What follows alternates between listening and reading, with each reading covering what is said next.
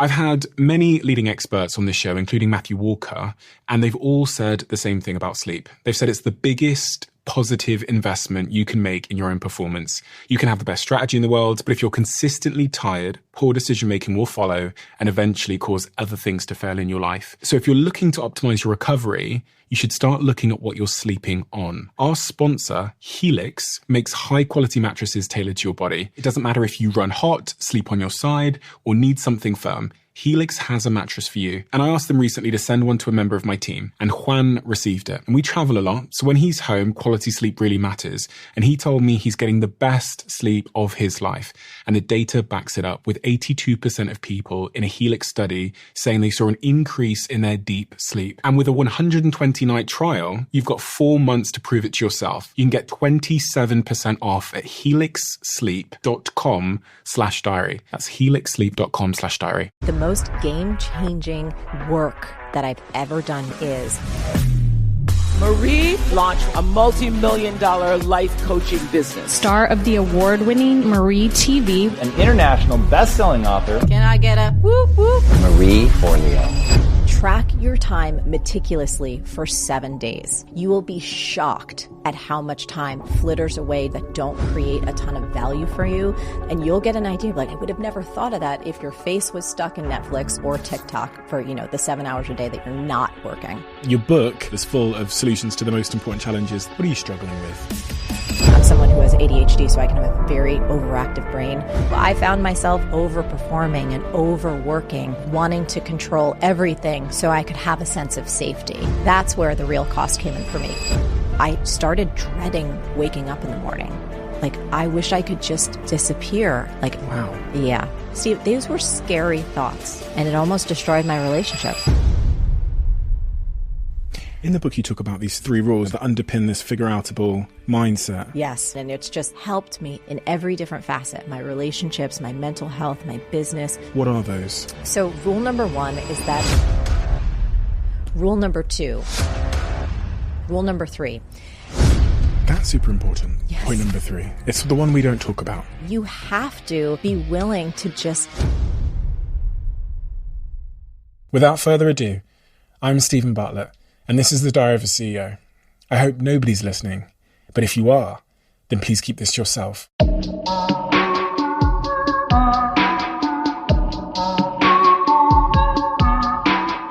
Marie, when I was reading your book, you talk about how experience is one of the things that ends up shaping the beliefs we have in the world.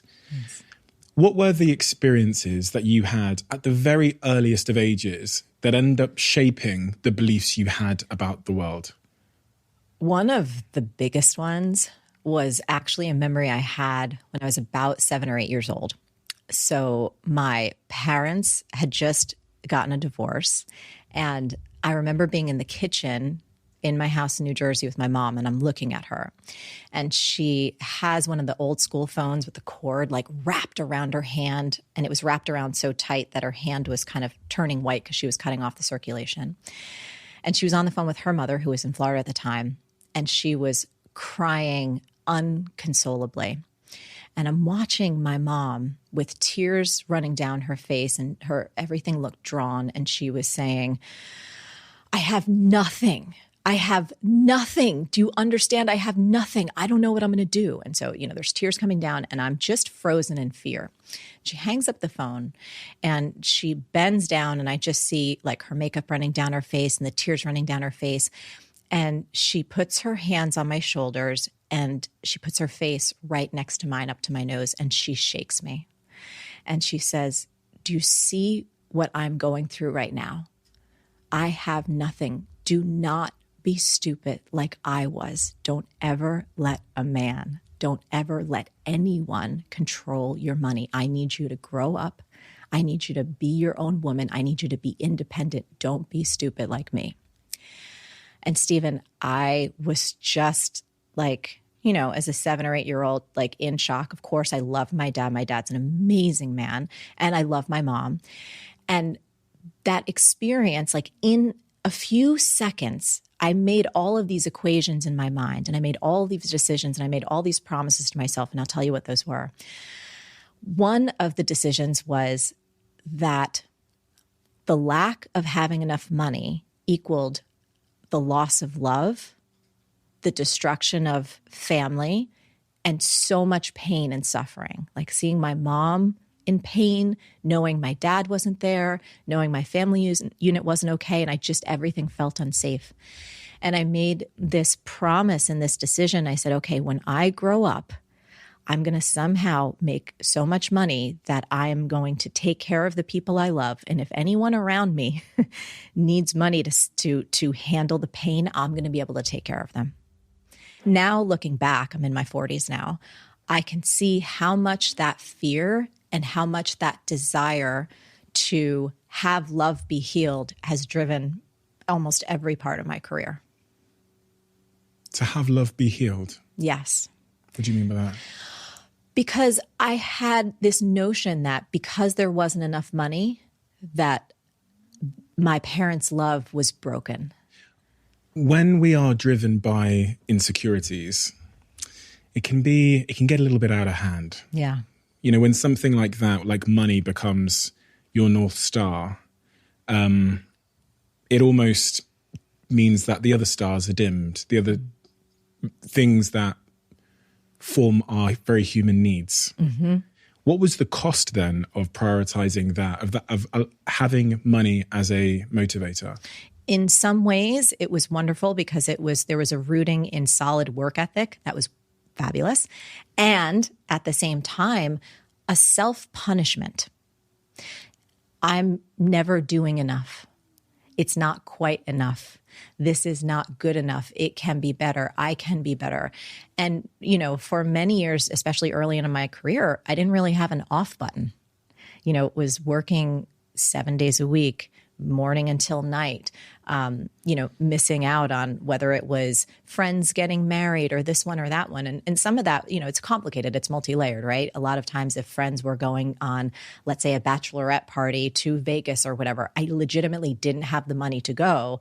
And I found myself working all the time just to kind of climb out of debt in the early days of my business, for example. So there's a little bit of give and take there. There was the cost. And I think eventually, as I started to get into my 40s, I started recognizing just this pattern of overperformance, of overdoing, of overpushing. Sometimes I would say to my partner, Josh, we've been together for like 20 years. And I would say, God, I really want to take a break right now, but I've got X, Y, and Z to do. And I said, I feel so lazy if I take a break. I can't take a break. Like there's so much. And he's like, Marie, you are one of the most productive, non-lazy people I have ever met in my life. No matter how many times he said that to me, Stephen, for so long, I didn't believe him. I was like, he's lying. He's not as productive as I am. He has lower standards than I do, which is all not true.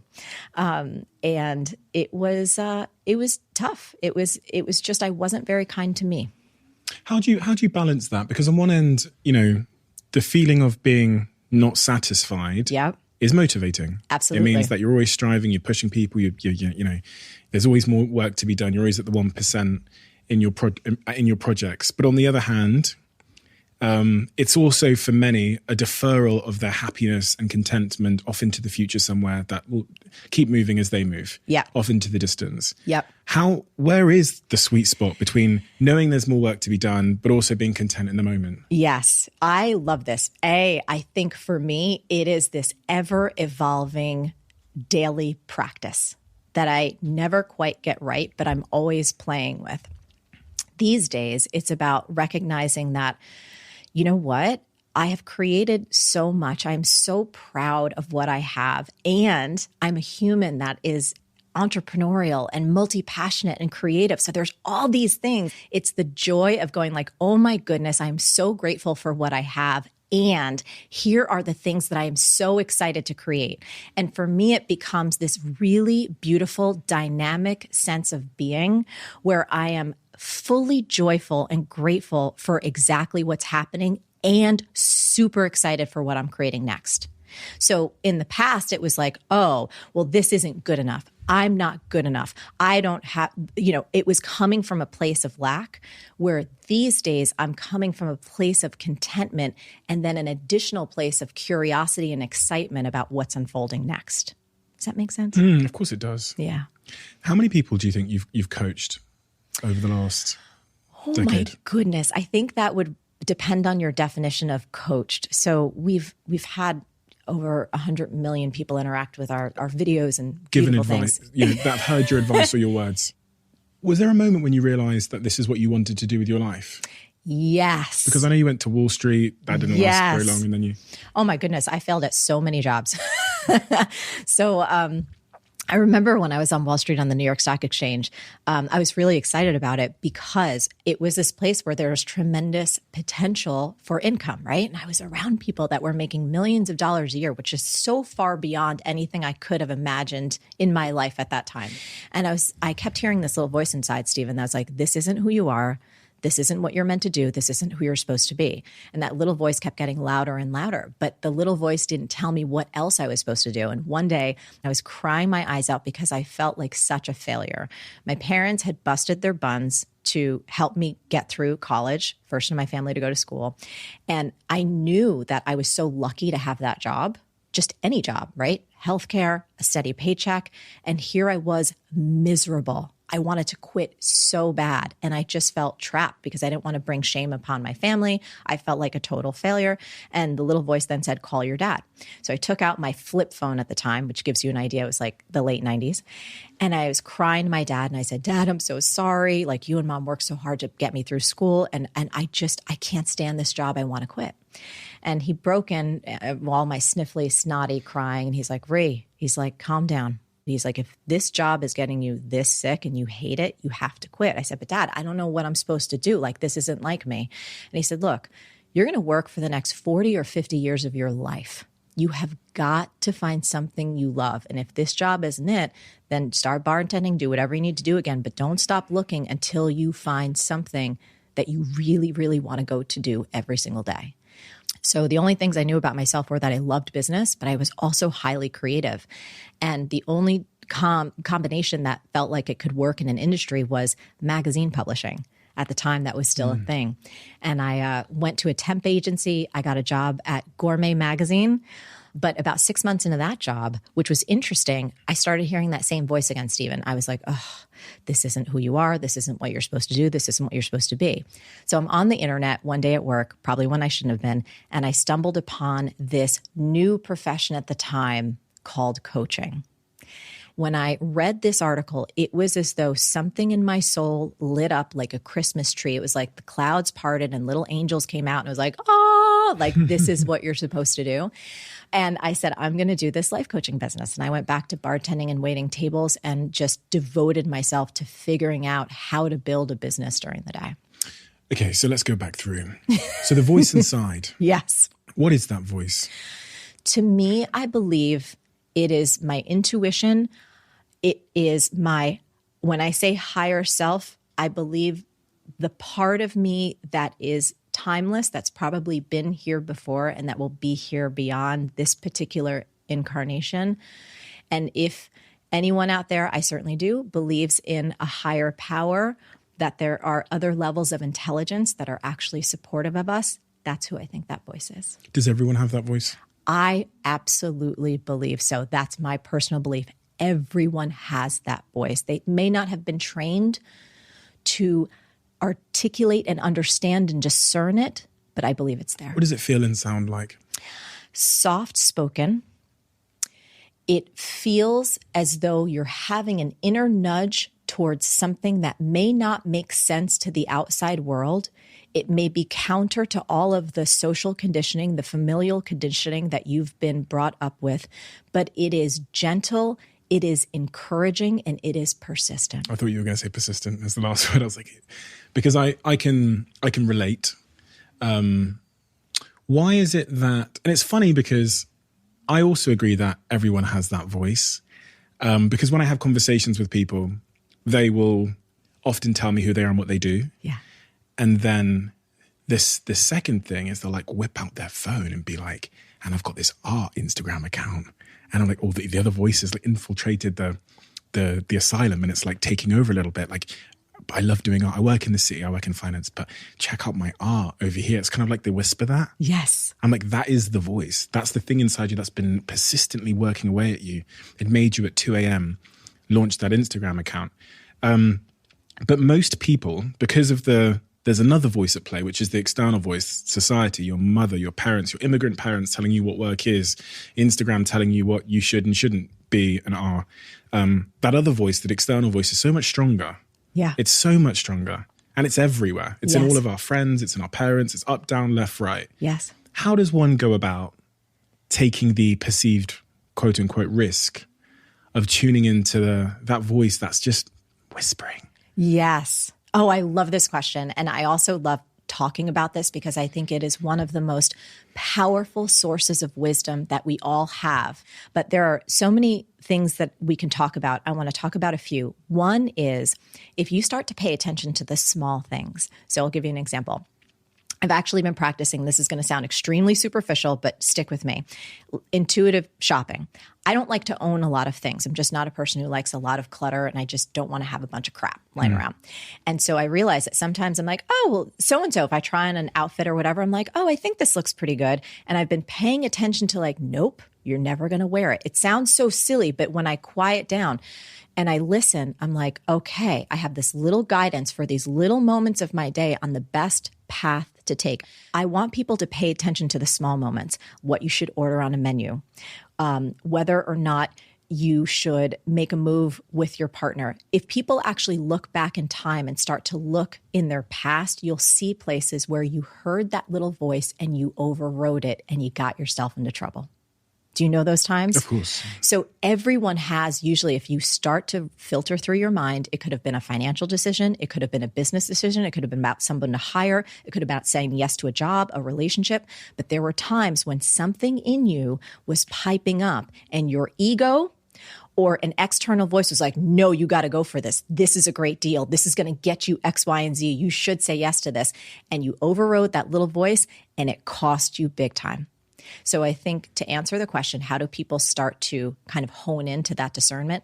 I think look in your past to where you ignored it before and you'll have examples of like, oh, that's what it sounds like. That's what it feels like. That's one. And then I think number two, this works for me. I'm someone who has ADHD, so I can have a very overactive brain. I need to meditate and I need to exercise.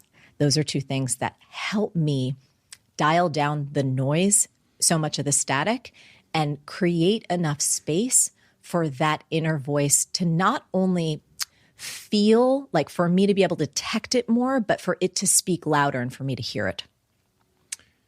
One of the things that sometimes encourages us or wins in us overriding the voice, that small whispering inside you telling you who you are, what you should be doing, where you should be, what you're capable of, is our own like fear, insecurities, and trauma. So like, I can think of multiple times where I've made bad decisions because I've been led too much by my insecurities. You know, whether it's money decisions, whether it's love decisions, typically anything that's like psychological in its roots. So money, food, these kinds of things. Yeah.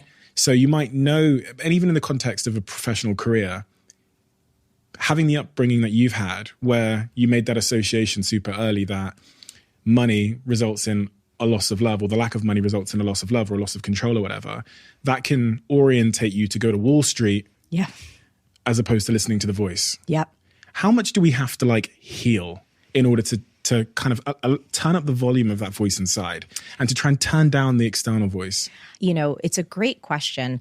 I think we're all on a healing journey constantly because I think all of us, you know, we've kind of collected little hurts, disappointments, things from our childhood, things from our adult experiences that kind of get lodged in there.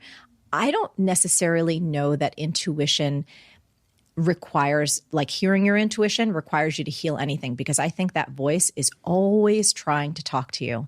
And I think one of the best ways to understand it's your intuition and not fear, and we should maybe talk about that a little bit. That's I can give people a very simple exercise about how to know, is this my intuition speaking up saying no, you know, like you shouldn't go in this direction, or is this just fear because I want to stay safe and I don't want to put my ass on the line? Here's how I tell it. So let's say I'm thinking about saying yes to a particular opportunity. It could be a business deal. It could be, you know, speaking at a particular event, anything like that. When I close my eyes and just feel in my body and say, does the idea of saying yes to this make me feel expansive or contracted?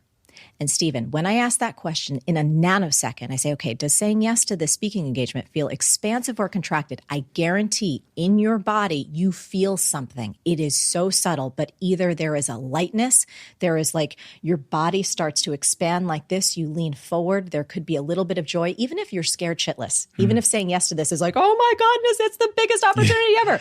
Or your ego wants to say yes, but inside there's a part of you that says no. It closes down. You feel heavy. You feel a sense of dread. That's your intuition trying to lead you in the right direction. Question. Yes. Do you ever do things that are contractive in feeling?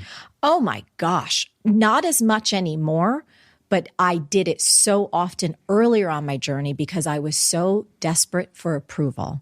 And I was so desperate to be successful. And I had these ideas, if I partner with this person, if I say yes to this particular activity, if I show up here, then I'm going to have some kind of more stature, right? Or I'm going to be noticed more.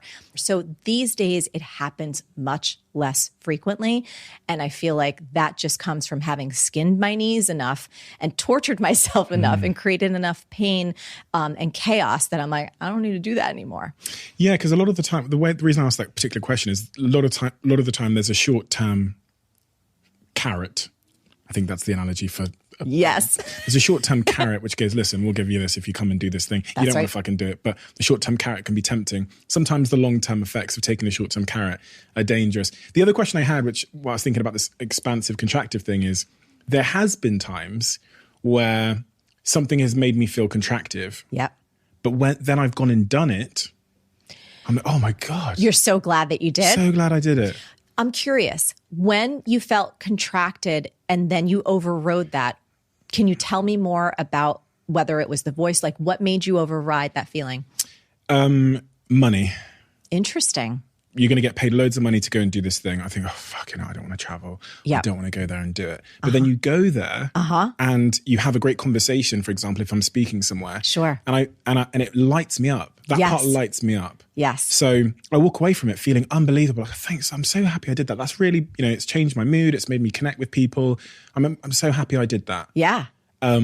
But ahead of time, it's funny because it's the story I'm telling myself ahead of time that's making me feel contractive. I'm telling myself about travel, about time wasted by having to go to another country or city or place. I'm thinking about all the time wasted. Okay. And the money for me isn't a real big motivator, but it almost, for me, it's like, it's still hard to turn down a big number. Sure. Because the money doesn't come to me. It supports the team. It supports this podcast. It supports our show. We this in my personal team, we have 20 people now. Yeah, it's a lot of livelihoods. I think of it as a responsibility. Yes. So let's play here for a moment because I think that's so interesting what you shared. A lot of what you felt dread about was thoughts. I wonder, and this would be fun, and maybe you can text me and let me know in the future. I'm curious more of a body sensation. Right. So like you, I can be like, oh boy, got some travel coming up. Yeah. And my thoughts can generate a sense of tiredness, let's say. But when I'm talking about expansive and contracted, I'm actually talking more about a physical sensation in your body, almost like either in your solar plexus or in your gut. So it's less of a thought generated feeling and more of a visceral, full body notion. Does that distinction? Okay. Yeah. Yeah. I'm super curious because I agree with what you've said in terms of there's been times where I'm like, oh, I don't know about this. And I got over myself. I was like, you know what? There's X, Y, and Z people. I like them there. I'm going to go see them. And I was so happy that I wasn't a stick in the mud and stayed home. Yeah. So I had that experience too. I want to dive a little deeper with you on that body sensation, because in my experience, that's usually where the intuitive feeling kind of really lives. Less thought generated, more body truth. The body holds the score. Yeah. So let's go back through then. So we're talking about this journey that led you to leave the publishing industry. Yes. And decide to go back to being a waitress, but also pursuing the career of being a coach. Yes. A couple of key things there that we kind of glossed over I know people are sat at home thinking they're in jobs they hate, they're in situations they hate, they hear the voice, they get it. The next part, I guess, there's two parts there. The next part is how do I tune into the voice and like how do I You were lucky in the sense that you read that article. Yes. I say lucky, but maybe that's not the best use of words. You read that article that came to you at that time. That's right. Maybe the universe sent it to you. The Who jury's knows? out, right? Yep. If I know I'm in the wrong place and the voice is saying, fuck, Steve, this magazine publishing is not right, Yep. but I don't know where the right place is, Yep. how does one go about finding that right place? Okay, I love this question. So here's a mantra, and I live my life by mantras. They help keep me on track, and here's one that really works. Clarity comes from engagement, not thought. Clarity comes from engagement, not thought. What does that mean in this context? It means that every single person listening right now, let's say they have a job and they're like, I am done with this job, but I don't know what else I should be doing. There's something in them that has an interest. It could be an interest in art. It could be an interest in baking. It could be an interest in music. Find a way to go take action in that direction, no matter what it is. It could be interning for someone, working for them for free, picking up a book, taking a class. Finding some way to get involved in that area will give you not only insight, but it'll start to open up creative channels. You'll start to meet people. You'll start to say, oh, this is great as a hobby, but I would never want to do this as a career. I think that all of the insight, clarity comes from engagement, not thought. You're not going to figure it out sitting on your couch. You're not going to figure it out necessarily scrolling on Instagram or your phone. You're going to figure it out by getting into some kind of action and giving yourself permission to experiment, right? Giving yourself permission to try things, and it might not work, and that's okay. But you're going to learn something. You're going to discover something. You're going to have a conversation. You'll stumble upon your own article where your own body lights up like a Christmas tree, and you'll be like, oh my goodness, this is the thing. But it's not going to come if you sit at your desk every day, know that your work isn't right, but you don't do anything active to actually go find out what is. But, I'm busy. I've got 4 kids. I've got a job. I just don't have the time, Marie. That's not having the time is probably one of the biggest excuses that we can all use from time to time. And it really is an excuse because all of us know when it's important enough, we make the time. If not, we make an excuse. We know this. If you're spending any amount of time on Instagram or TikTok on social, if you listen to podcasts, if you do anything outside of your actual job and just feeding yourself and doing what you need to do to stay alive, you have time. You really do. You have to do some basic math. I would recommend, we talk about this in the book, is track your time meticulously for 7 days. You will be shocked at how much time flitters away doing things that don't really create a ton of value for you, that don't give you an opportunity to even have open time where you're not consuming anything, where you're not having other people's thoughts, ideas, or agendas inject into your head, where you're just giving yourself time to walk around the outside and take a walk in the block and in nature and actually let your mind think or wonder or rest or exercise or do any of these other things that can open creative channels where you'll get a download and you'll get an idea of like, oh my God, I would have never thought of that if your face was stuck in Netflix or Hulu or TikTok for, the 7 hours a day that you're not working. Fine. I'm quitting my job. I'm quitting. Quitting is difficult.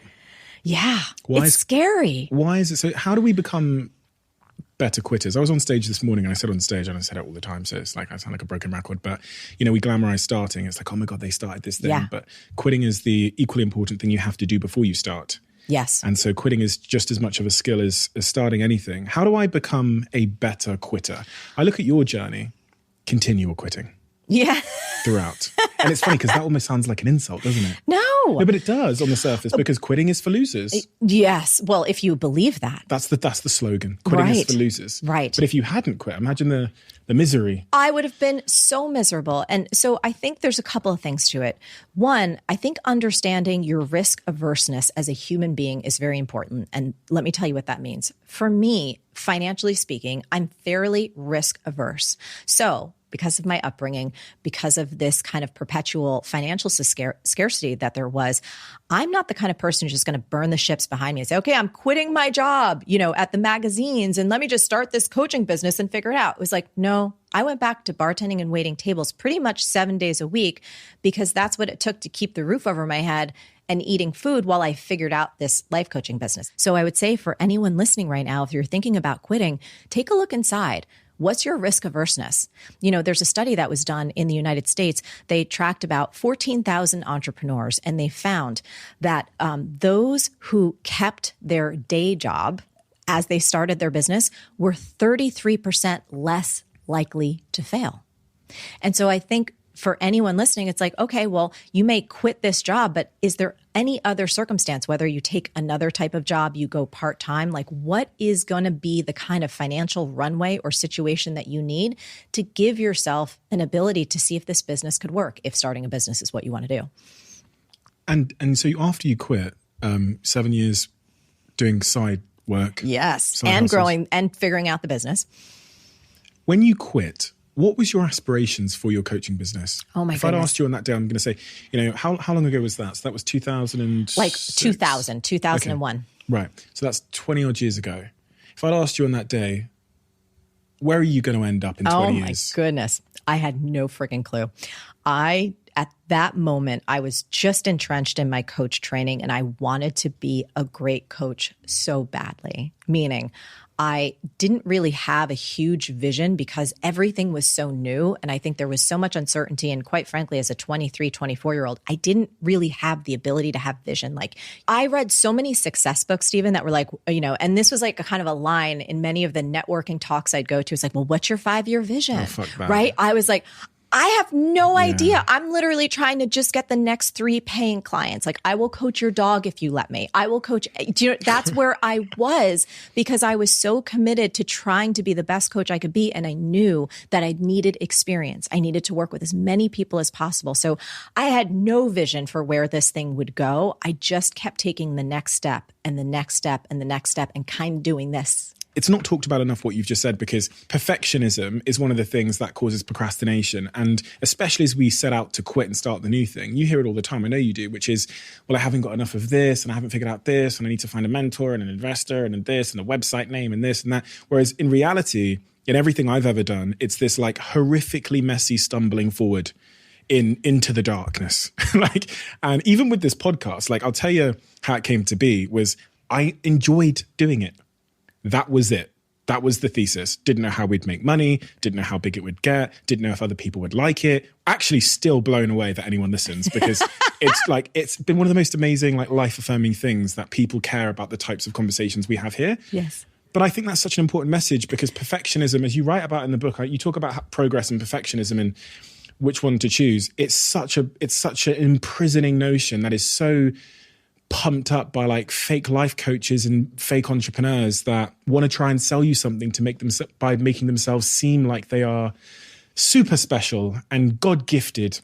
Yes. Where we're all just messy little unorganized, scared frauds. 100% and so human. And so this is the other thing, like, so start before you're ready. So Stephen, I have to tell, like, as a young life coach, I knew how ridiculous it all sounded. It sounded cheesy to me. Again, can I tell you my first workshop?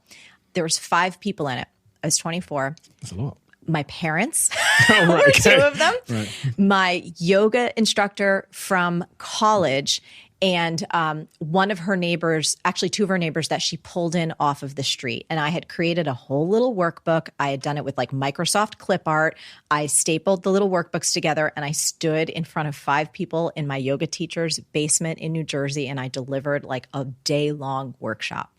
And like I think back to that cringy Marie, but she was also awesome because she started before she was ready. She didn't know what the hell was going on, but she did it.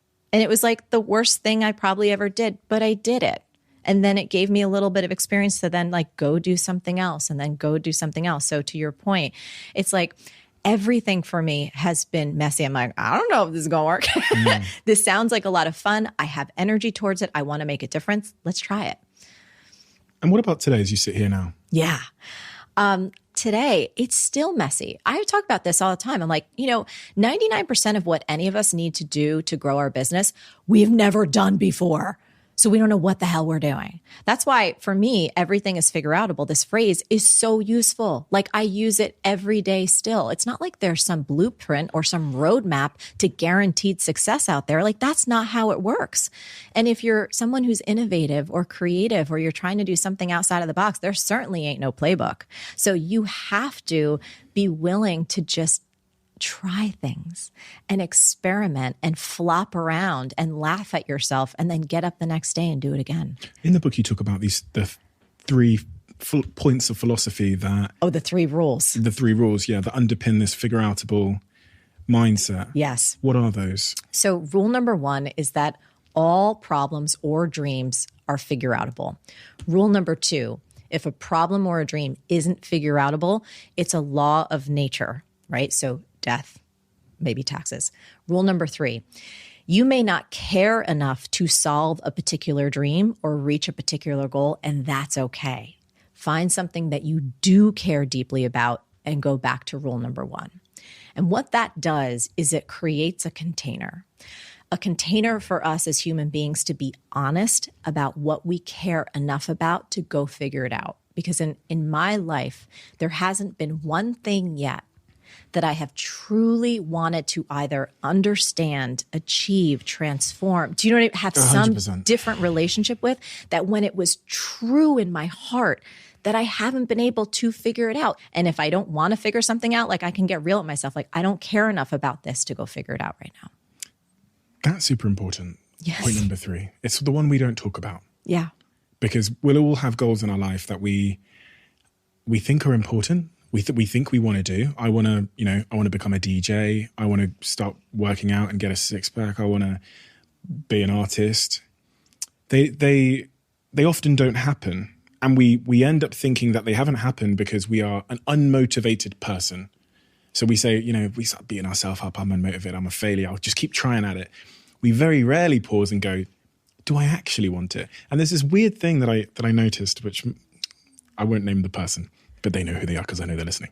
There's this weird thing that I observed, which taught me a really important lesson. It's just sometimes we want to want something. And the way that my manager's laughing now. The way that I describe that is we want to want something. We want to have the motivation to do the thing. We want to want it. Yeah, we want to want it. We think we should want it. Yeah, so we go around saying we want it. So I really want to go and lift weights. I might say, Stephen, I really want, I'm saying to the world, I really want to go and lift weights. But it's because I want to be the type of person that wants to be that wants that. Yes. So I go around saying it, but I don't actually want it. I just want to want it. Yes. I had this same conversation with my best friend and we were laughing about this because I have put so much pressure on myself at so many different points of my career because I think I should want something. Yeah. And I'm like, but for example, I think you'll appreciate this because I think you and I share a similar philosophy, perhaps about social media, for example. So I suck at social media, right? I'm never on it. I don't put any attention in it. I actually had a colleague of mine say to me, Marie, you're so good at what you do. Why aren't your numbers bigger? And it was one of these, when someone makes a comment and you're like, oh, that kind of feels like a punch in the gut. And you're just like, I don't know. And anyone who knows me, my friends, and even my audience, they know I'm very transparent. I don't spend a lot of time on my phone. I'd prefer to write books. I create programs. There's other things. And then I just want to live my life. I feel like I'm there's if I was really committed to being a change maker, then I would be making videos. I was like, what the hell is that philosophy? I remember torturing myself. I should want to want that. Exactly. But the truth is I don't. Exactly. And that's the hard part to admit. Yes. That's the really hard part to admit, that we just don't care enough. We just don't want it. It's someone else's. It's someone else's. And I think that just having this conversation, because I would imagine there's folks listening to us right now that think that they should want to want something and they don't. And then what happens? So, I failed to go to the gym to get that 6-pack that I tell myself I want, or I failed to start that business because I don't really want to, but I want to start it. Yep. And then I use excuses. And the number one excuse is I don't have the time. Because that's a cloaking of, as you said earlier, that's a cloaking of your true priorities. Yep. It's a way of saying, so it's not my fault. It's just a lack of time in the day. There's only 24 hours.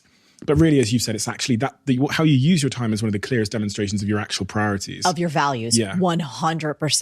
Yeah. 100%. The way that I always like to keep myself honest about what I want and to call myself out on my own excuses, this is the 2-word distinction that has helped me the most. Understanding the difference between can't versus won't.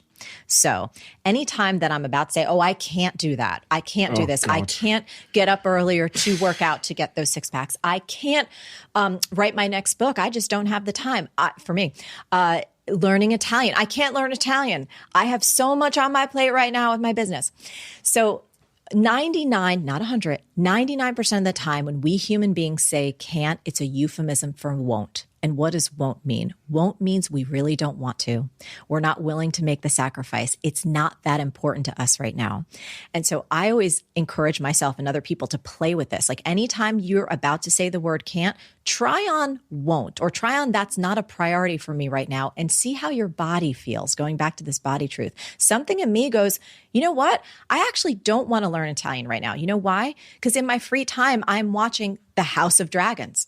You know what I mean? I'm watching this show or that show, or I'm hanging out with my friends, or I'm doing this, I'm doing something else where I could be dedicating that to my Italian studies, but I'm not. You know why? Because that is not my priority right now.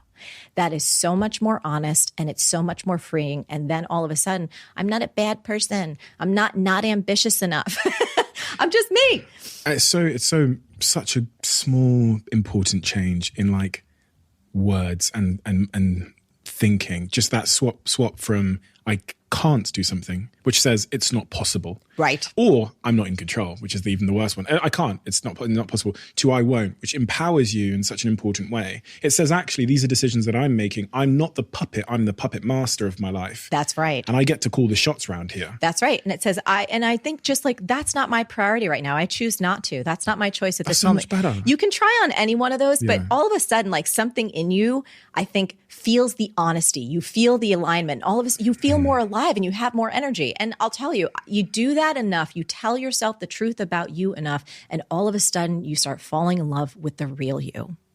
Not the you that you think you're supposed to be to get everyone else to like you. Not the you that society has told you that you have to be, or all the people that you compare yourself to who are probably faking it anyway. But you fall in love with the real you. And that's, in my experience, where real happiness and satisfaction and fulfillment comes from. The other part of that switching from I can't to I won't is in the external relationships we have with others. Because I made the mistake with my partner once upon a time of when she suggested something to me and I did not want to do it, I would say I can't, right? What I'm doing is I'm absolutely lying to her because she wants to go and do this thing at this place. And I'd go, sorry, I can't, because I point at my schedule. I go, so I got, what I'm doing is I'm telling her I want to, so ask me again in the future because I'm interested. But I can't right now because of an external factor. So my girlfriend keeps asking me if I want to do this thing, and I'm continue to say I can't. And it's building a really inauthentic relationship. One that's fundamentally built on a set of lies. There was a point, and I think it was because of one of my podcast guests, where I just tried being honest. Yeah. And it was the best thing I've ever done. Yes. And do you know what? She really appreciated it. Me going, do you know, I don't want to do that. It's so important. Even in business and in relationships and all of those things, someone being honest with you is very rare that it's so effective when they are. I actually took a phone call as I was coming down the stairs to start this conversation from someone, and they called me and said, "Hi, Stephen, just so you know, this is a cold call. So if you don't want to do the call, just hang up now. But if you've got 20 seconds, let me know." And I was shocked. Absolutely shocked. The guy I think he told me he listens. And I said to him, what a fuck it, that's brilliant. Because usually I'm like, I spend 10 seconds trying to figure out if they're trying to sell me something so I can just crack on with my day. But for him to be so honest with me and go, by the way, he literally went, this is a cold call. I'm going to tell you about a product. If you don't want to take the call, feel free to hang up now. And I was like, wow, this is amazing. You're like, so this guy's got game. Of course, I was like, what is it? He told me the thing. I went on their website. I looked at it. I said, we use a different tool called Brandwatch. But I said, like, this has been so inspiring, your honesty with me, that it was so disarming. Yeah. And I think people are smarter than we give them credit for. So what's happened on every cold call that I've ever received is that, they call me and go, "Hi, Steve, is this Stephen Bartlett?" I go, "Who is it?" They go, "Is this Stephen Bartlett?" I go, "Who is it?" They go, "Just want to check, is this Stephen Bartlett?" I go, "Yeah." They go, "So what are you doing with your data infrastructure things at the moment? Because we've got an offer." And it's like, and then I'm like, fuck, get out of there. But the honesty was so disarming, and people are smarter than we give them credit for. Yeah. So when you go around telling your friends or your loved ones or whatever, or your work colleagues that you can, they know. Yes. They know yes. that you don't want to. Totally. So something I want to think, we talked about relationships there, a topic we haven't touched on completely. It's funny. I know you wrote a book in 2000 I'm going to say 8. That's when it was published. Yeah, the earliest version was actually like 2002. It was an ebook that was full of hot pink and a lot of exclamation points. That tells me everything about how you feel about the book today. Yeah. Oh, I still stand behind the book today, but it's also an explanation of how things evolve. Yeah, right. Yeah. Fine. What's your journey been like with romantic love? Oh my goodness. So challenging like most people. One of my biggest challenges was actually, I've known from a very, very young age that I basically never wanted to be married or have children. Why? So that was just like, it was this inner knowing. You know, many young girls, at least my friends, they would fantasize about like my wedding day. And, you know, there was lots of dolls and, okay, this is my baby and all that stuff. And I just never had any of those desires or inklings. And as I became a teenager, like... Why do you think? Do you know? I don't know, besides I know it's my truth and I have never wavered on it. Could it be related to your parents' relationship at all? It could. It very well could. Prior to Josh, I would meet folks and be in relationship and they would be like, okay, so we're going to get married, then we're going to have kids. And I'm like, are you actually listening? Because that's not what this thing wants. That is not the path I'm on. So it was actually really, really challenging until Josh and I got together back in 2003 and I felt like I had found my soulmate. How much have you thought about how your early experiences have like impacted your attachment style? When I look at some of my friends and the relationships they have, they often seem to mirror the model they learned in their household. Yeah. So I've actually so a couple things. This has been an area of fascination for me, mostly because I just want to be a really good partner and a good human. And especially with Josh, like we've had so many ups and downs. Oh my God, Stephen, we've done so much therapy. And I'm going to share something. I don't know if you have interviewed this couple yet or you're familiar with their work, but these folks, in my opinion, they were the game changers. And it does relate to kind of early childhood impressions and how we were brought up and how that impacts how you interact in your adult relationships. So the most game changing work that I've ever done when it comes to having a healthy relationship is from Harville Hendricks and Helen LaKelly Hunt. So there's a book called Getting the Love You Want. It was like huge, I think, in the 90s and then maybe the early 2000s. I had never heard of it. But Josh and I stumbled upon it when honestly we were in a really, really tough place and I didn't know if we were going to make it through. And Josh had been talking with someone who was like, oh, you guys should try imago therapy, which is the kind of therapy that they have developed this whole body of work. There's international therapists. They're friggin' fantastic. I was like, we must study with these people. So they kind of talk about the fact that every single person, you learn things in your family unit. So for me, there was a lot of kind of smothering that happened at certain points. So I need to be free. I need to be free. And for Josh, one of his kind of core, and they use this language and, you know, it like a childhood wound. For him, it was abandonment. So he wants to be close. So oftentimes we will pick the person that has the exact opposite childhood wound. So for me, someone that wants freedom, of course, is going to choose a partner that wants more attachment. So in their work, it's actually like you choose the perfect partner to heal the very things that you need to heal.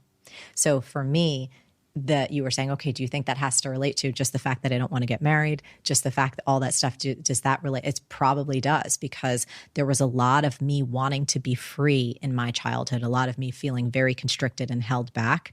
And so for Josh, it was the opposite, but I would highly recommend their work if you have not explored it. If anyone has not explored it, it totally saved us.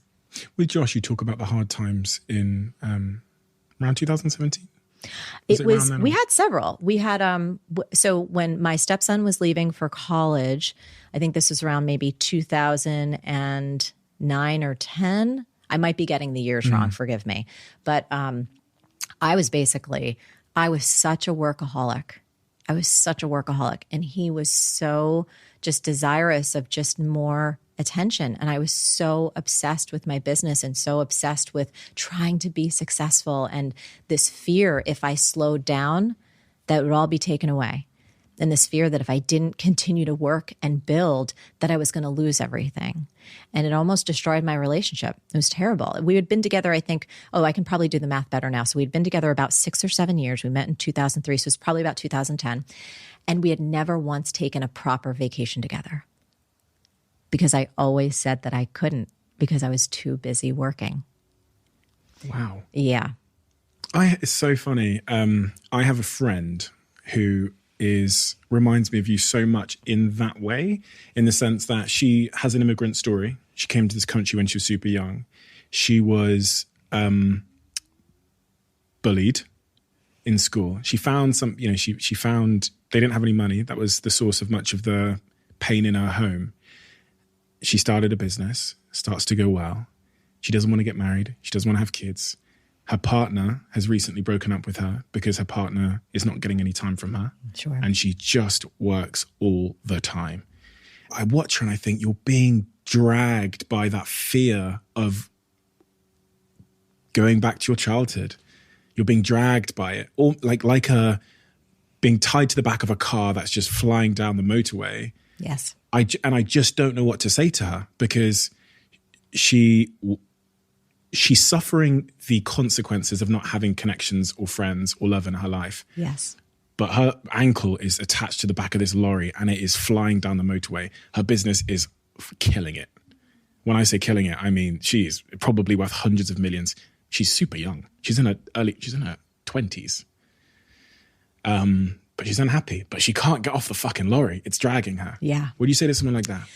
I think that it's really important for every person to come to that realization that they may be killing it in certain areas, and then to be honest enough to say the areas where it's not working.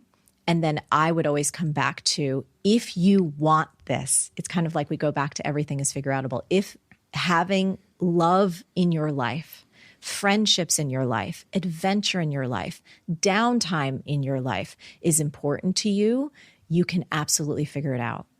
And what I've seen in my own journey, and this is my own personal estimation of myself, I've actually become way more successful. I've become a better coach. I've become a better teacher. I've become a better friend. I've become a better partner, not being dragged by my drive, not allowing the fear of losing any success that I've built be the force that keeps me from the richest parts of my life, which are my connections. For anyone who's in that space right now, they have to want to make that choice to change and then be willing to, as much as they took the risk to start a business, they have to be even more courageous to redefine their own success at a higher, different level.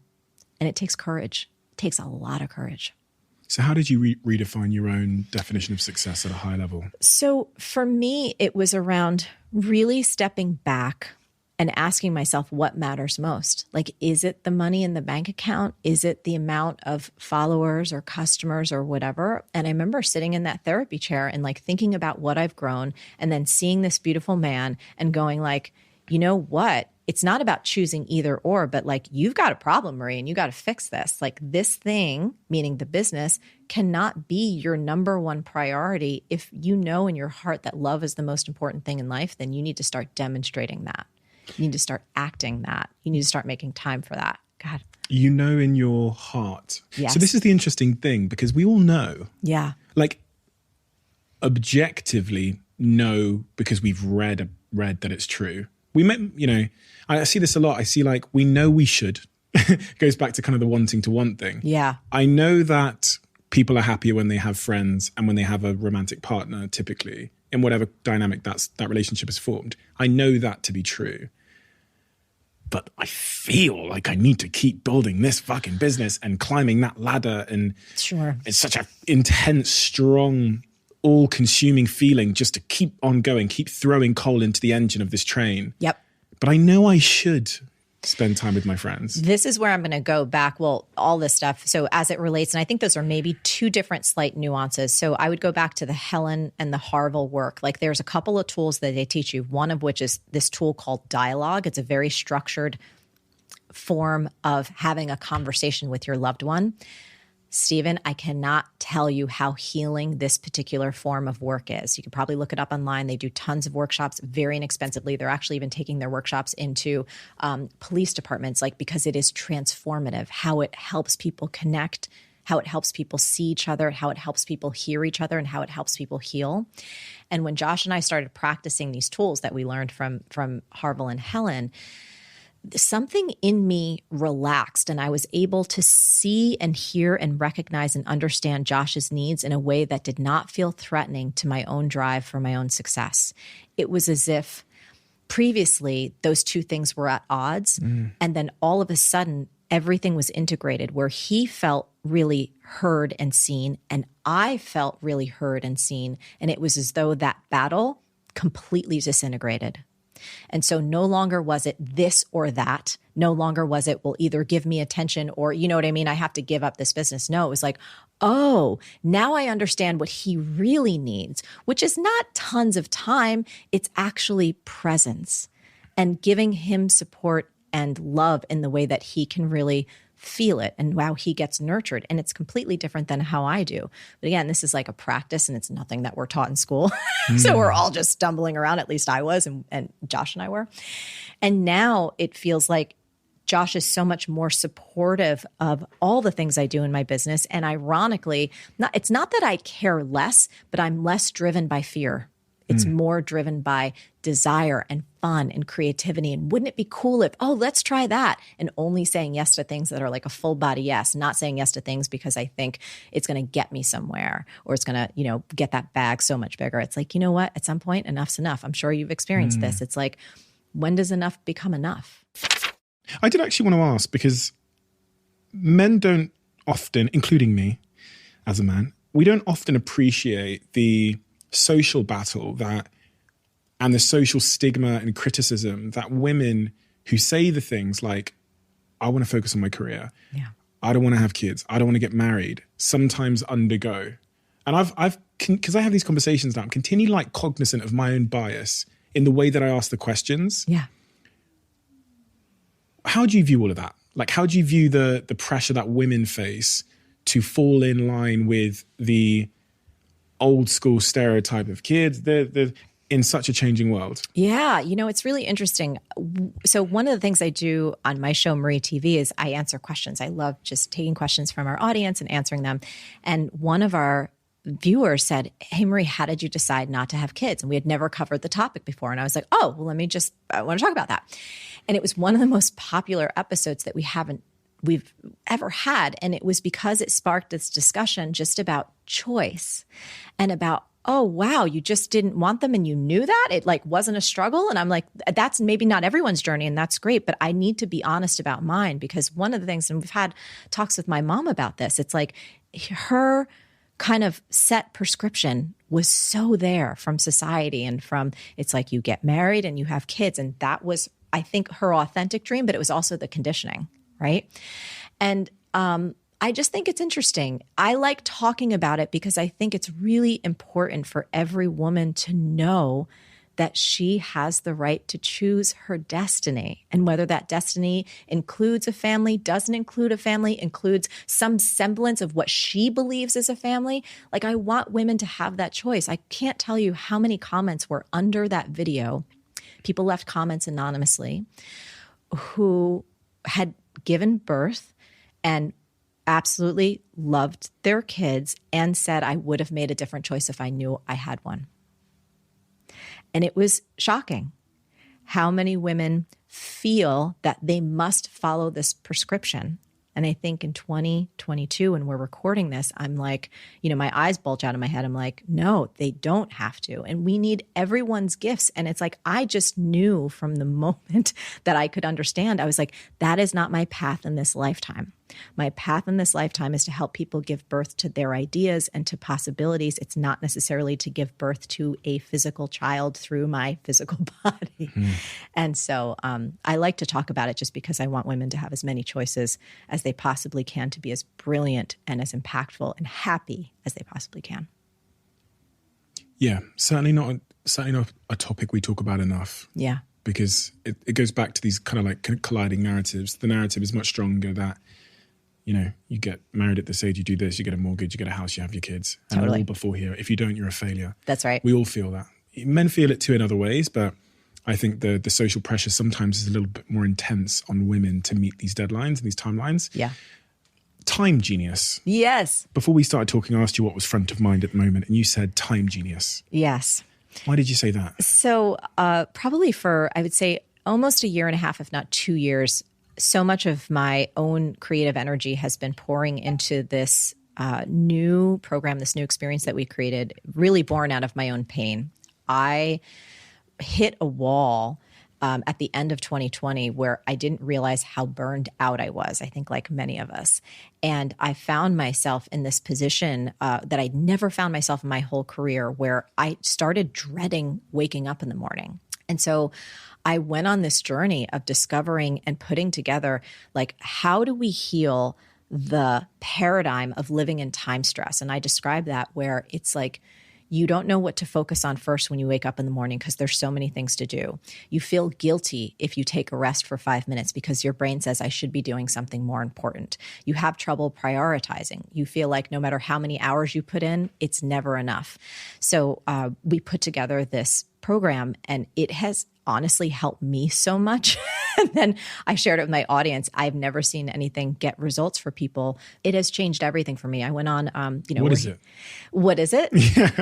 There's really 5 key parts to it. First, it's about changing our mindset from the inside out, about getting out of time stress and living as a time genius, where you know in your bones and in practice that there is always time for what's most important. It's a complete different paradigm. Again, we can talk more about it. It's a little bit too lengthy to get into everything here. The second part of it is when you know it's important, you can ignore what's not. I found that for me in different parts of my life, and I'm pretty good at this one, but I'm always practicing, is if there's too much on my plate, if everything's important, nothing's important. And then all of a sudden I'm working all the time. I've got 17 plates in the air. But when I have one project, one primary project, and everything else is kind of secondary, my life has spaciousness. I have focus. Beautiful work gets done. Like, it's just a different way to operate. And you have such an easier time saying no to things when you know exactly what's important at this stage and season of your life. Then there's the third step, is really about setting yourself up to win every single day. And we're all different in this way. So if you think about, do you like having a messy desk or a clean desk? Somewhere in the middle? Well, I like having a clean desk, but my desk is always messy. But so you probably operate pretty well through there. Like, it's comfortable for you. I've survived thus far, yeah. Yeah. But some people are like, I know people that are minimalist, and it's like, I love having my books around me. I love having notebooks around me. But a lot of people don't make an ecosystem or design their environment to really help them thrive. And then, of course, there's certain things we can do with technology to make sure we're never interrupted, that distractions don't happen, different things we can do with our brain. And then it's a lot about kind of setting yourself up for follow through and not relying on motivation, which, as you know, the silliest thing to rely on earth. So that's kind of like the brief overview of it. But as I've been walking people through this program and seeing how fast they get results, it just makes me happy, because folks they're lowering their stress levels. They're having time to be with their kids. They're taking walks on the beach. They're getting more done in less time, and they're not feeling exhausted anymore. And so it's a really rewarding thing. One of the words I wrote down as you were talking was multi-passionate entrepreneur. Yes. You said you had ADHD. Yeah. Is that somewhat linked to your multi-passionate entrepreneurialism? It's a great question that I don't know if I have a good answer to, because I'm certainly not a clinical psychologist. Like, I went to the best ADHD doctor in the country who gave me the diagnosis. And he's like, you have the gift. I'm like, thank you. I have the gift. Thank you very much. So I don't know if those two things are linked. But what I do know is anytime that I've shared that phrase with many people, they're like, oh my gosh, I think I'm multi-passionate too. It's the person that has this beautiful business and has that art Instagram account and is an amazing chef too.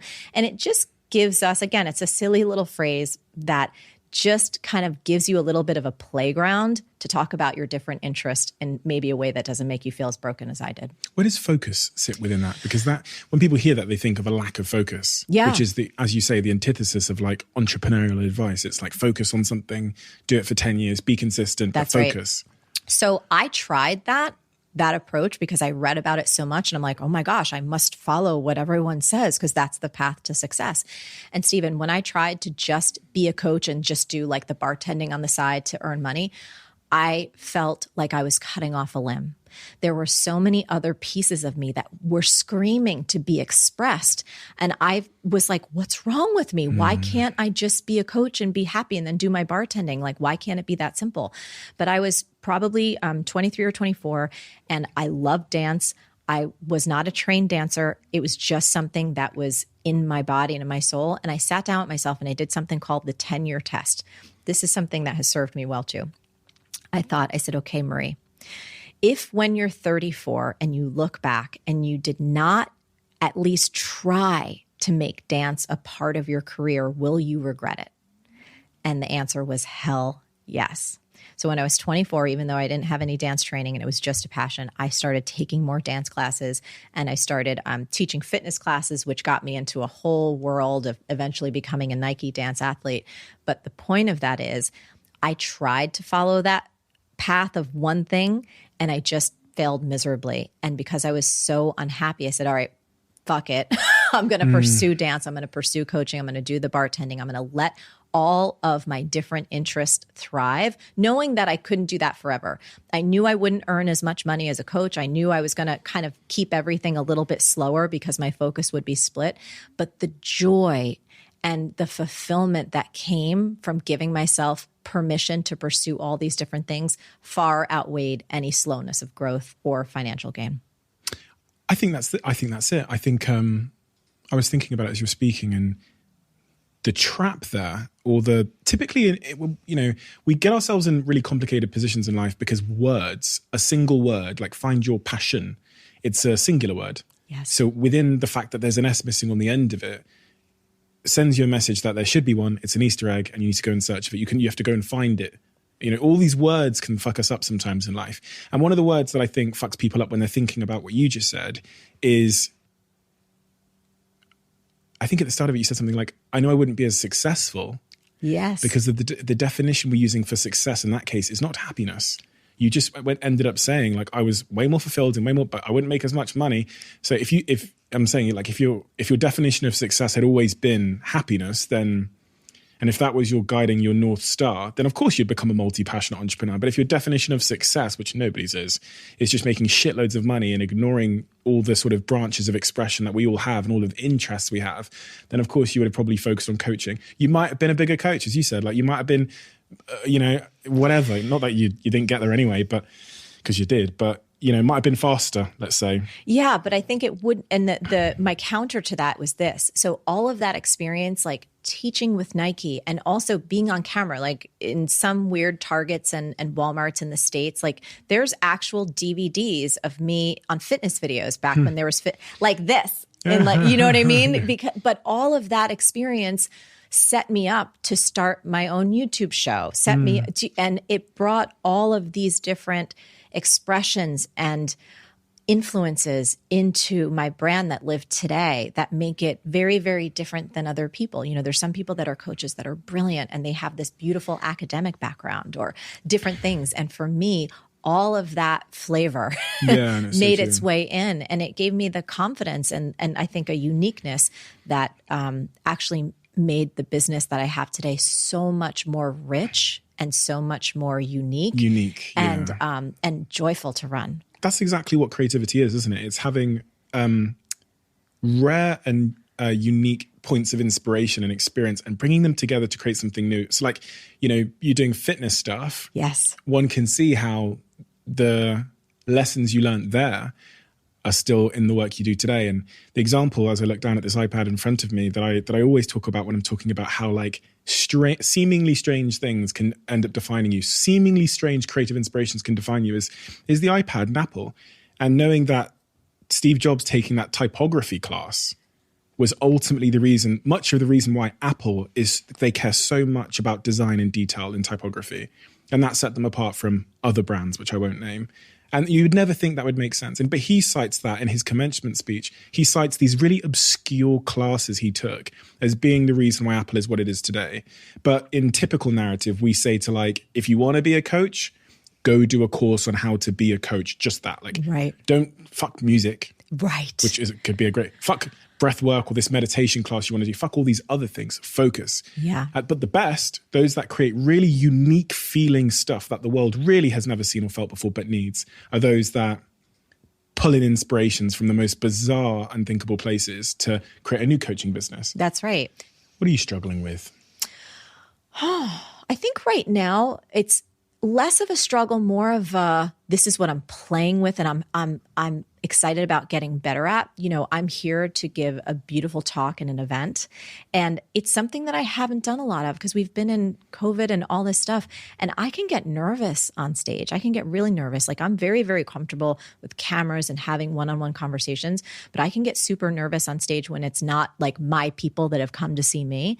So that's something that I've been working on a lot this year. What does that mean in a detailed practical sense, that that's the thing you're struggling with? So it's an anxiety, a fear? Yeah, sometimes it's about, oh my gosh, you know, people will ask me to come speak on stage, different stages. And I've said no so often because I have so many other things that my attention's on. And I'm a person, I like to prepare and I like to deliver as much value as I can. I want to take care of a host and their audience.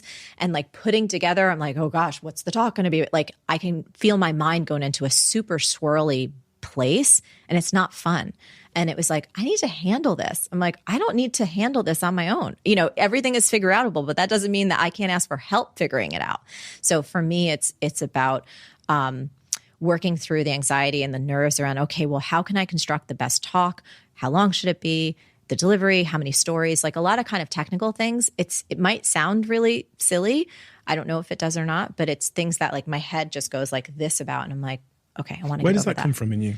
I don't know. I think that one of the things I've seen about myself is that when I do something enough times, I get super comfortable with it, and then I can be really creative and playful.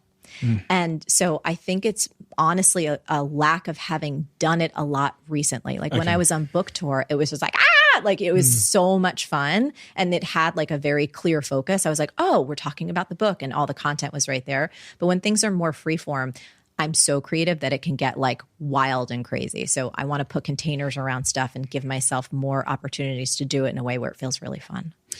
What about personally? What are you struggling with personally? That was a professional example. Okay, personally, struggling, I don't, and this is not, I'm probably going to sound like a total asshole, so I'll just say that out loud. At this particular moment, I don't feel a sense of struggle around something consistently in my personal life. Like I feel I spent so much time over the past couple of years, we were talking about the Time Genius stuff, like really taking care of my mental health and really starting to kind of unprogram and reprogram some of the stuff that I've tortured myself with in the past, that I finally feel such a level of peace and acceptance of like who I am. And Josh and I have done so much work, and I feel so grateful. And he's the person I spend the most time with. And we have just I'm so grateful for our relationship. So in the personal realm, there's not one that comes up right now. That doesn't mean it's not going to come up, you know. So if I asked Josh, so if I'd called him this morning and I said, Josh, what does Marie struggle with personally? What would he say? He might say, I know what he would say. He would probably say being hard on herself. Like basically before I was coming here and getting ready, I was like, you think the talk's going to go okay? It's like, it's going to go great. Like, you know, I can have those, like, just like, is it going to all be okay? Like that kind of stuff. And, I think he's just like he's consistently my champion for being nicer to myself. Like if he catches me, sometimes I won't catch it myself if I'm going into a mode of like really getting focused and, you know, maybe working a little too long. It's like, have you eaten? I'm like, thank you, because I have not, or something like that. Are you still being dragged? You know, I don't feel that way. That's the honest to goodness truth. There was a couple of opportunities that came up specifically around this trip. And I heard that you should do that, right? I heard that voice and I just politely declined, and I didn't feel any guilt about it. And I was like, that felt new for me, to be honest, because I've gone on trips and work trips and things like that. And like every moment of every day, you know what I mean, was packed so that you could maximize every opportunity. And before I came here to see you, like I was with my team and like shopping for a pair of jeans that I really wanted. And it was lovely. In Everything is Figureoutable in chapter 10. Yes. The world needs your special gift. Yes. That's the name of the chapter. There's a quote. You say, most high achievers struggle with feeling like a fake, but never talk about it. It's like a dirty little secret. Everyone's afraid to admit. I'll tell you right now. I still feel this way at times, and I've been doing this work for almost 2 decades. Do you feel like a fake sometimes? Oh, yeah. I mean, what we were just talking about with the speaking things. Like I have the voice in my head, Stephen, like you've been coaching and working with people for over 20 years. Like how do you still have anxiety about getting up on a stage? I can see emotion in your face. Oh, totally. Yeah. Because it's like so much judgment. Like it's still there, even though I do it. But it's like, I talk to my best friend about this all the time. And she was like, Marie, you're doing great. But it was like, I still have that voice that's like, you should be able to just walk up on any stage at a moment's notice and like fucking crush it. But it's just not the truth. I can't do that. And so that voice is still there. And when I hear it, I continue to practice to be kind to myself and go, it's okay. You're doing okay. Do you feel like you're enough? And I'm better at this than I've ever been. I'm not nowhere near perfect. Please no. But I am so much less susceptible than I used to be. You know, like I was telling you about that person that said, you're so good at what you do. Like, why aren't your numbers bigger? That conversation. I felt like such shit, right? And it was just like, oh God, you know, like you've been doing it. Why aren't your numbers bigger? Like, so that if I get sucked into that conversation, I absolutely do not feel like enough. 100%. When I have enough perspective or when I can, you know what I mean? Like get sober from that. I'm like, dude, everything is like, I'm so happy. How do I get sober from that? One of the ways that I realized that for me, and this is just me personally, being on social was not healthy for me. It was not because, you know, in any given moment, you're either like engaged in your life and creating and like just being with people, you're making a meal or, you know, like whatever you do. Or for me, like even just being on there, it's like, it's almost like a little thought worm gets in. And then 2:00 in the morning, you wake up and you're like, why am I not doing X and X like so-and-so is, or I should be doing this. Like it's that whole conversation. I should be wanting this, or I should be doing this. And I found it to be really toxic for me. I found it to be really unhealthy for me, where I was like, wow, if I'm on this thing, I find that I'm comparing myself. And when I'm not on this thing, I'm like, yeah, like I'm so happy. I'm really creatively productive. I'm more prolific. Like I'm a better leader. I'm a better partner. I'm just happy. So I actually don't spend hardly any, I like don't do it at all. There'll be people, you know, that want to be coaches or that want to pursue careers in creating that, that feel the same way. Yeah. But they could buy my business. Yeah. How am I going to be successful in my business if I'm not on social media? Sure. I think that there are really helpful and useful ways to do so. And I think that it doesn't have to take a lot of money. It just takes a little bit of creativity, and it takes some really strong personal boundaries and standards. So for instance, at this point in the game, you know, I have a team, you've met some of them today, like we'll create content and they'll post it. It's not much different than me with my YouTube show or my podcast. I'm not necessarily the one going on YouTube to upload things. Does that make sense? I have no money. Dude, I have no money. Well, this is something you could probably get an intern. This is one of the things that's everything is figureoutable. You can absolutely figure it out. Like even if you had to work a little bit extra, if you were a bartender like me or waiting tables and one of your shifts was devoted to hiring someone to post things for you, you could figure it out. Or you could set limits for yourself. You know, Instagram, and I don't know because I don't know much about the app because I'm not in there much. But I know that you can turn off, or at least mine is, you don't have to see the amounts of likes on anything. You just actually see an image or whatever. And so you can kind of craft the tools so that you keep yourself away from the things that fuck you up.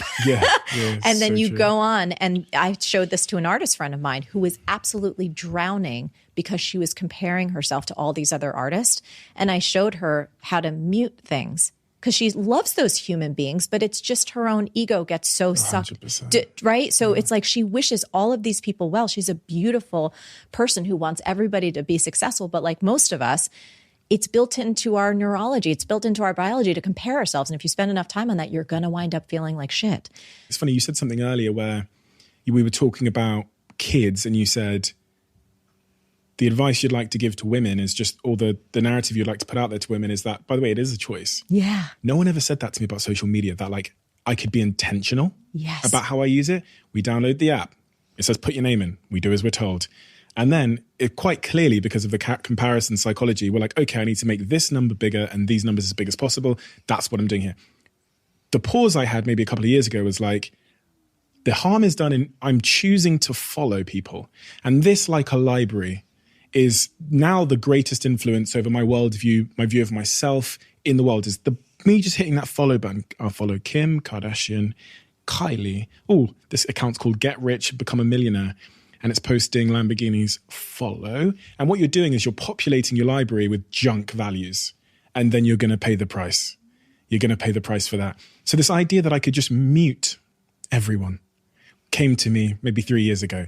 And honestly, if you're listening to this and I follow you, there's a reason why I'm not in your story views. Because 95% of people are muted. The people that really matter have my WhatsApp. They send me like inappropriate gifs and completely memes and stuff. Like, you know where I'm at. Yep. So yeah, and I'd never post anything personal in terms of what I'm doing in my life, where I go on holiday, what I drive, whatever, on there anyway. I don't want to play those games. I post ideas. Yeah. And I actually don't post them myself either because I'm fortunate enough to have a team. But yeah, that point about being really intentional about the tool and that just, is, you know, that's really the key point, because all the rest of it, and there is, you know, it's not like I have posted. And if I was starting over again and I felt like that was actually a good tool for my message to get out, and I said, okay, this is great for me. How can I batch? Yeah. How can I do this and get great? I'm going to schedule this up. There's scheduling. There's all 100%. kinds of different tools. And to your point, I loved the word that you used. How can I be intentional about this? How can I use this medium in a way that's going to help me serve and connect with people that I really want to connect with, and absolutely minimize or eliminate the downsides? And you can. And I think that's what's really, really important. And I think there's too many people who think that you have to be on it all the time. And for some people, if they enjoy it, like, go on with your bad self. I just realized that's not me. We don't realize the role that media is having on our values and our psyche and our mental health and our well-being. I read this wonderful study. He basically exposed them to certain media, to an advert with a toy in it.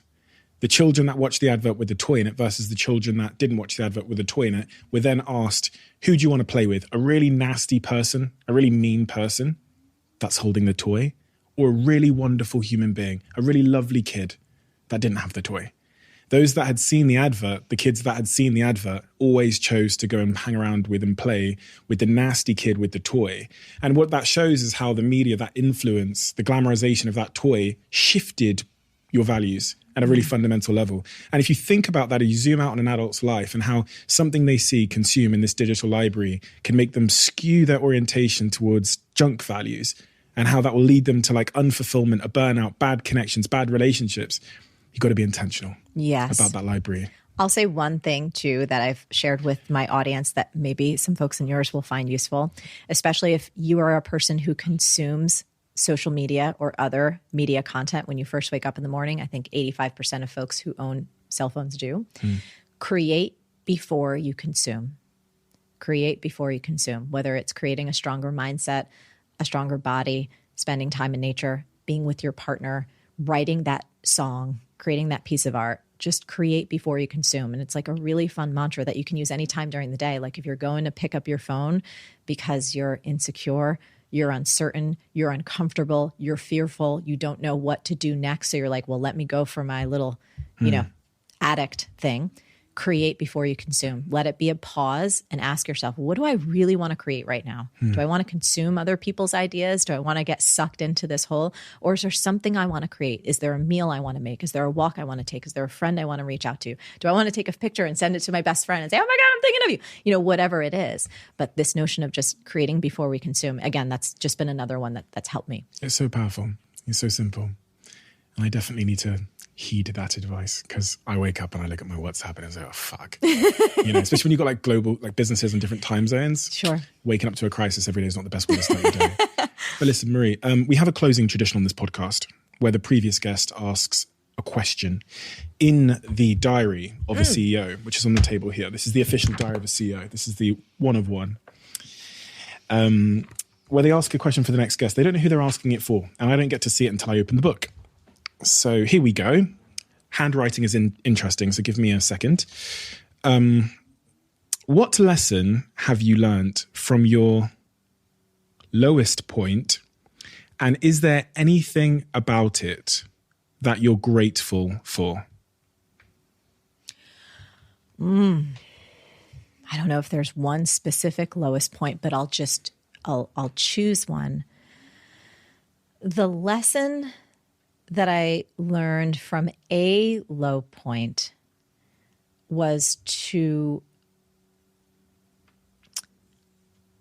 always trust my instincts and to not outsource wisdom, to not outsource what I should do, to not look to other people to find the wisdom that already is within me.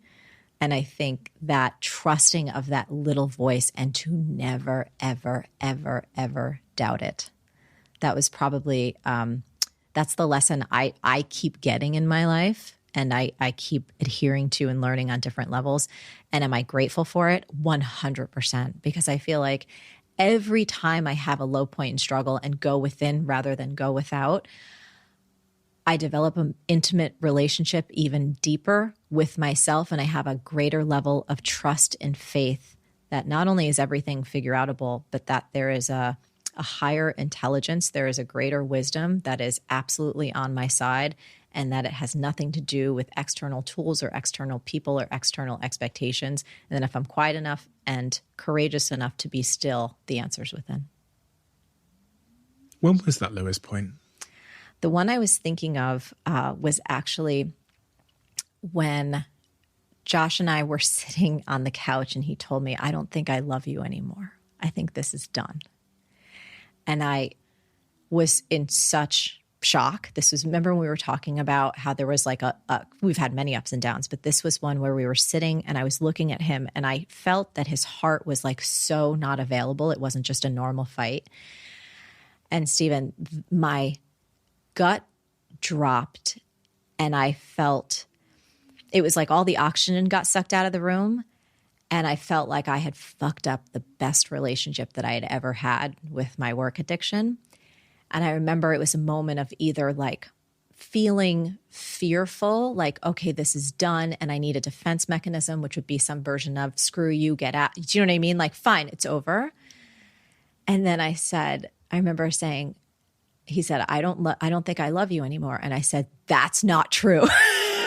And I was like, this is not over. But it did not come from like it sounds super aggressive. I know that sounds really scary, but there was, and I'm not kidding you, there was this inner voice that I was like, he's hurt, you're hurt, fight for this. Fight for this relationship. Do not let this go. So that inner voice, you know, it's easy, especially for someone like me, when I can get hurt, like there's a somewhat of a natural, or at least back at that time, to be defensive, right? And say, I don't love you. This is done. I'm walking out. I don't need you. And I was like, you fucking be humble and you fight for this relationship. And I remember sitting there and telling him that this wasn't over. I understand that he believes he doesn't love me anymore. I said, I still love you more than anything, and I'm willing to do whatever it takes to see if this can be repaired. And I asked him, I said, I'm willing to do anything. We can go to therapy, whatever, but are you willing to at least take a step to see if it's possible? Because I think this is the greatest love of my life and I don't want to lose you. And I saw something in him crack, meaning that I could see he was hurt and he didn't know I cared that much. And I think it took me being so a little bit aggressive, but also really loving in that moment and saying, I am willing to fight for this and I don't want to lose you. And yeah, I've probably been an asshole, but I'm willing to work on it and I want to fix it. And so it was that inner voice that there was like, fuck him. Like, it was like, leave, whatever. But the deeper voice said, fight for this. And I'm so grateful that I listened to that rather than the whiny, egoic voice that was just, hurt and felt rejected. Marie, thank you. Thank you for, and so much. I could sit here and talk to you for 5 hours around all of these topics because I learned so much. You've got such a bullshit-free, experience-based, wise, unique perspective on challenges that so many people are solving. And these are all the most important challenges. Your book, Everything is Figureoutable, is full of solutions to the most important challenges that I get every day. That's why I said to you before we started recording, it was so hard to try and condense my notes on this conversation because these are all the questions that I'm being asked. And you've answered them in an original, a thoughtful and an experience-based way from your own truth, not from something you've read somewhere or from cliche. That is so important. And also time genius. Your description of that, it rings true to so many people in my life. I think maybe too many people in my life. So it's wonderful that you've got a resource out there that everyone can access, that I have no doubt in my mind that they will, that will really go to serve people and help them go on that journey of finding out their true fulfilled self and aligning themselves a little bit better against that external voice and a little bit closer to that internal voice. Thank you for your time. Thank you for your wisdom, your honesty, your vulnerability, and everything you're doing for so many people because it's really important. And, I think a lot about the coaching space and it's heavily dominated, especially at the top, by men. Tony Robbins, you think about all these individuals and they don't have the same experience. They don't have the same insight into what it is to be a woman as well. That is struggling with an external narrative from society that people like me as a man would never really understand. But your work appeals to both, and that's special. So thank you. Thank you for giving me your time. Thank you so much for having me on. It was an absolute joy and an honor.